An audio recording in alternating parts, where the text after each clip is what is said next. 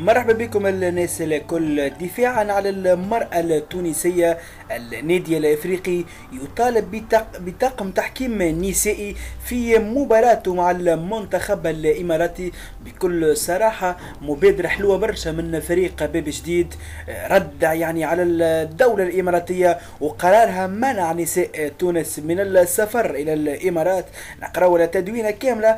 طلبت هيئة النادي الافريقي للجامعة التونسية لكرة اليد بتعيين طاقم تحكيم نسائي لإدارة المباراة الودية في كرة اليد بين النادي الافريقي ومنتخب الاماراتي اللي باش تدور يوم الاثنين 25 ديسمبر، يعني كما قلنا لإدارة المباراة هذه. ويأتي طلب هيئة باب جديد سياق على غضب تونسي عارم من قرار دولة الإمارات بمنع التونسيات من دخول أراضيها، ليعكس بذلك ضمنيا مساندة ودفاعا عن النادي العريق عن المباراة، يعني في المباراة هذه في كرة اليد كما قلنا هي مباراة ودية، ودفاعا عن المرأة التونسية الحاضرة في كل المجالات والمتميزة في كل المعدات والرائدة في كل القطاعات بما فيها طبعا الرياضة. كما قلنا قرار اليوم من النادي الافريقي الدفاع عن المرأة التونسية.